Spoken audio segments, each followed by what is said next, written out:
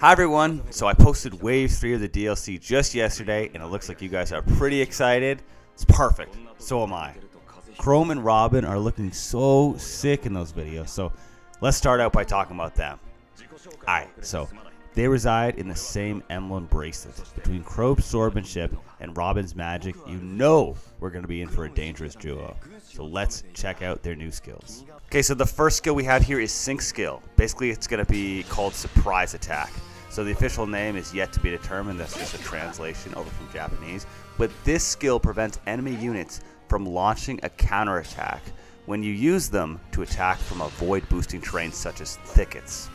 Second up, we've got the weapon of Robin, which is going to be Levin Sword. We've seen this before. A magic sword that can hit distant enemies with thunder magic. So we don't know the exact distance yet. Obviously, it's going to be a minimum of 2 blocks away, but this looks like a pretty exciting one. Okay, so next up, we have their Engage specific attack. So this one is called the Giga Levin Sword. You know it's going to be a big deal, right? Every single time you put Giga in front of anything, you know you're in for a treat. So this one is just going to be a sword imbued with magical power. That's the description right now.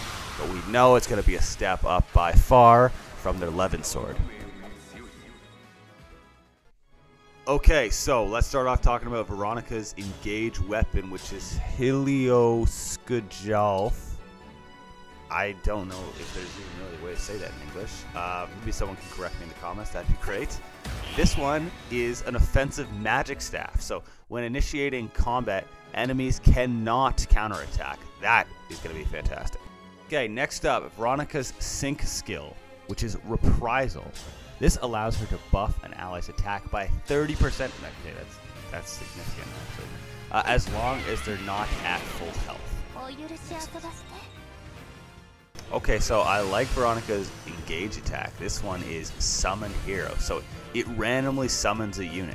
Veronica's Engage specific skill is Contract, so this allows her to reactivate adjacent allies after they've already been activated, although they won't be able to move again using this method. Alright, so these 2 bracelets will be all of the content for DLC Wave 3 that's coming.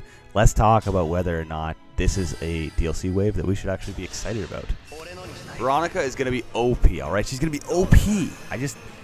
This is coming from a guy who wants to be a lot more careful about throwing the term OP around, because I know, look, if I keep saying it, it's going to lose all meaning, but straight up, I mean it when it comes to this character here.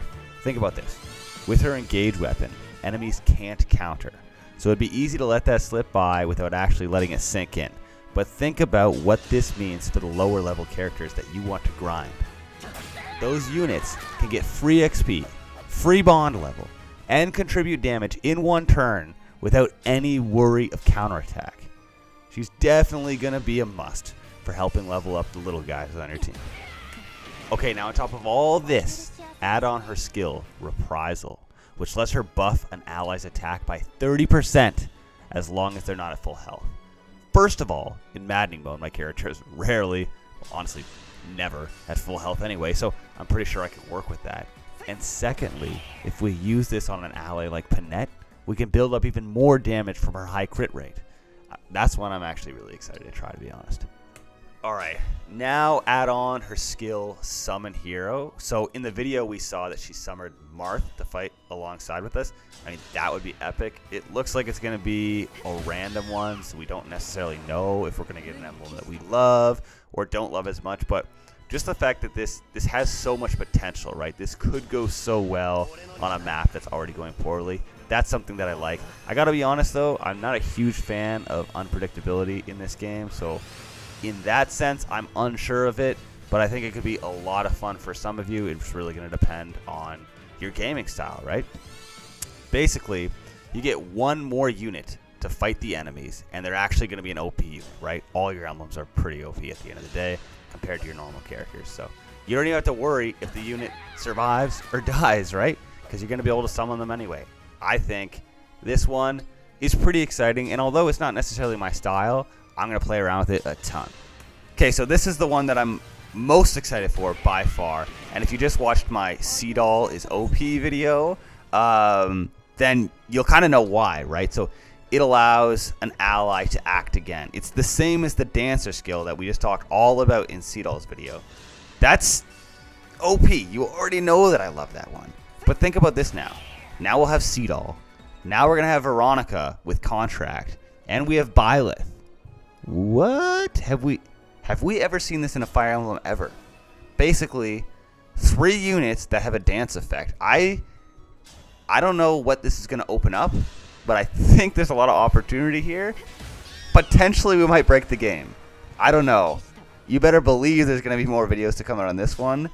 As soon as you get the DLC, try this out. I think we might be breaking the game. Mention in the comments what you think. Okay, so for Chrom and Robin, when they use surprise attack from terrain like a thicket or fortress, they're actually able to attack without a counter. Okay, so we already talked about this with Veronica.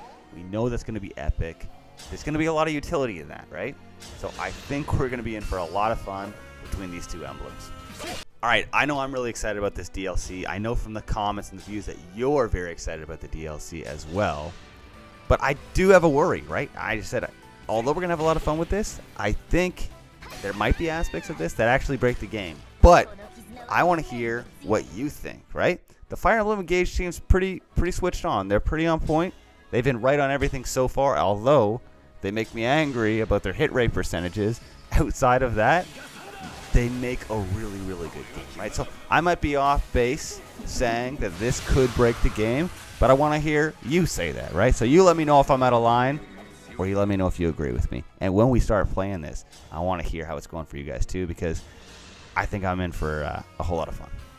All right, guys, have a great day. Thank you for watching, and don't forget, you are awesome.